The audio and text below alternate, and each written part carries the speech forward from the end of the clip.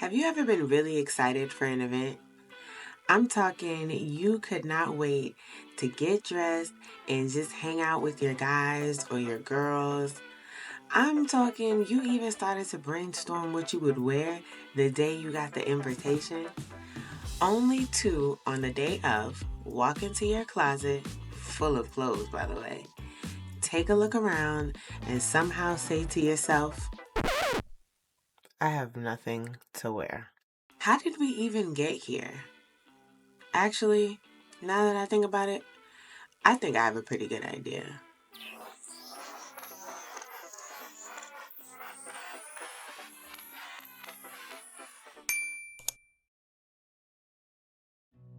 Over the last few years, the rapid consumption of goods that none of us truly needs has been fueled by the massive influx of social media hauls and reviews that we consume on our timelines on a daily basis. This type of mass marketing has caused great damage to not only our peace of mind, but also our pockets and, most importantly, our planet.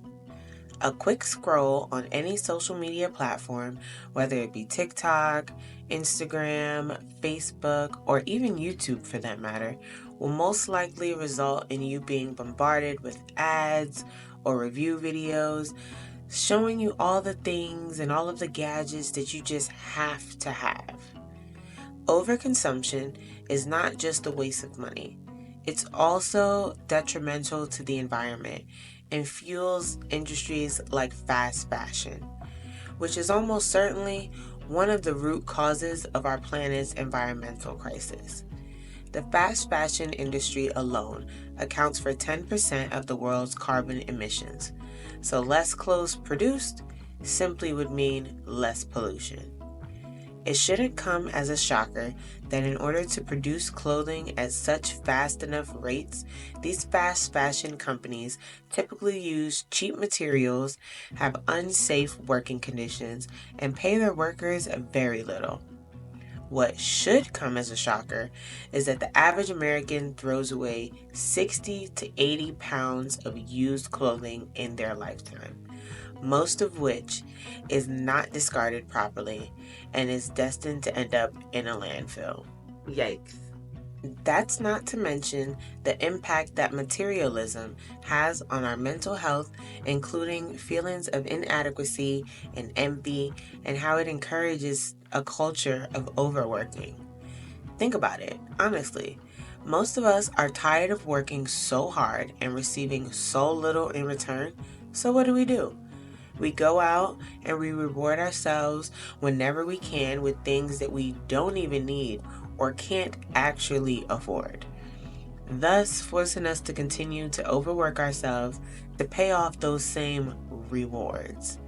It's a never-ending rat race of exchanging our time for money when actually our time is the money. I go more in depth on time being the most valuable currency on my podcast, The Melanated Mindset.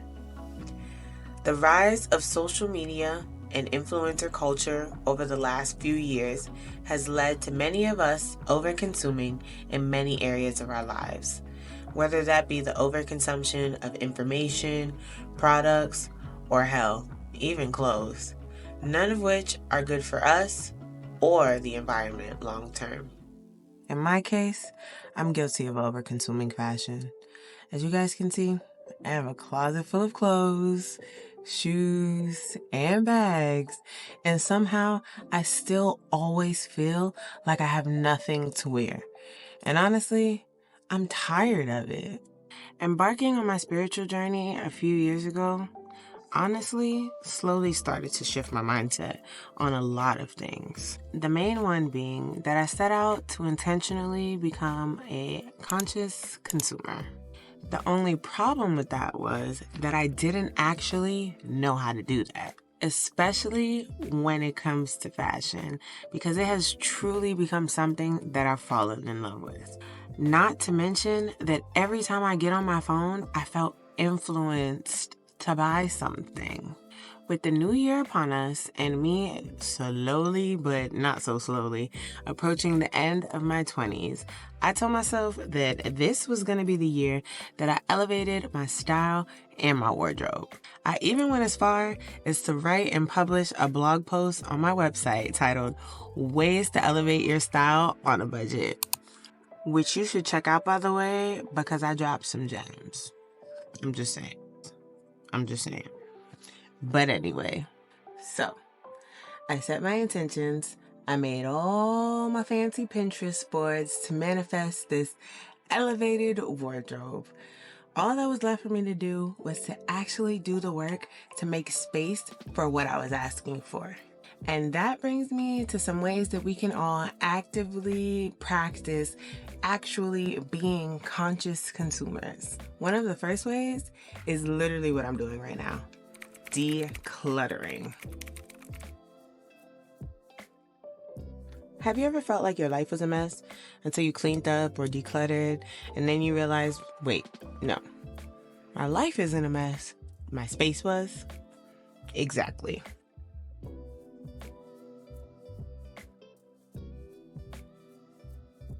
A clear space is a clear mind. That means getting rid of all of those clothes that you've probably been hoarding. Hey, you saw how my closet started, so there's no judgment here.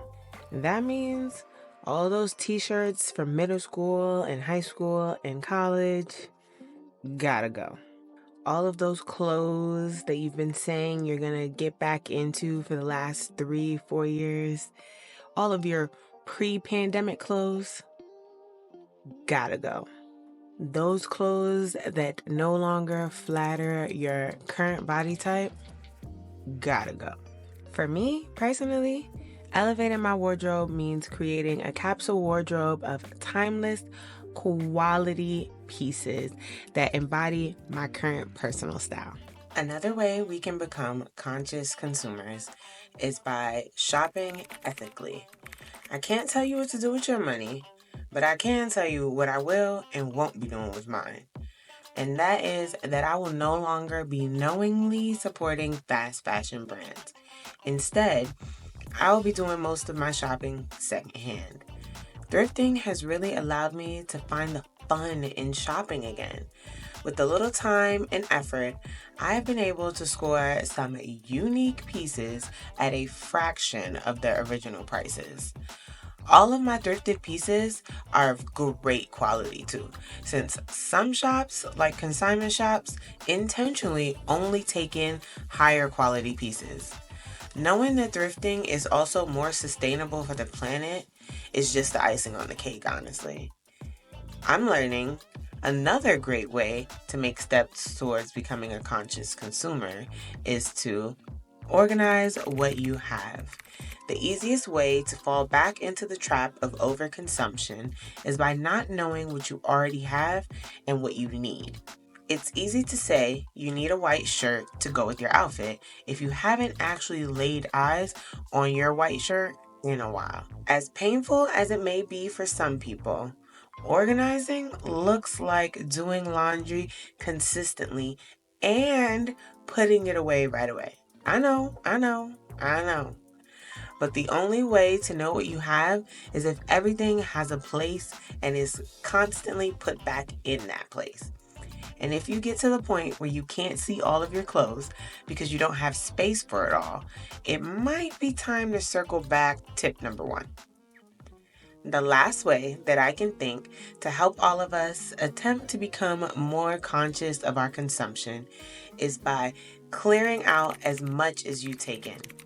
One of the main ways that I remain mindful of how much clothes I'm consuming is by standing on one main principle. I can only buy something new if I get rid of something old first. If I just have to have a new purse, let's say, the only way to justify the purchase is to donate or sell one I no longer frequently use. This way, I don't find myself right back where I started. If I can't think of anything to get rid of, that just means I don't need anything else right now. This one takes true conscious practice, but once you have it down packed, it's pretty much a smooth path to conscious consumerism from there. Overall, these tips can apply to much more than just fashion. Maybe you're over-consuming hair products or even skin products. Whatever it is, you have to decide enough is enough and make the conscious efforts to change. My theory is that by making this mindset shift in small areas of your life first, it will then pour over into other areas. But none of this happens overnight. It honestly all takes time, effort, and practice. And remember, slow progress is better than no progress at all. As for me and my closet, well, that's still a work in progress, but that's a story for another video. If you learned anything from this video or if it was helpful in any way, don't forget to hit that like button down below because I plan to continue documenting my journey of elevating my style but minimizing my wardrobe. So if that's something that you're interested in seeing more of, you know where to find me. But until then, you can catch me in this video right here.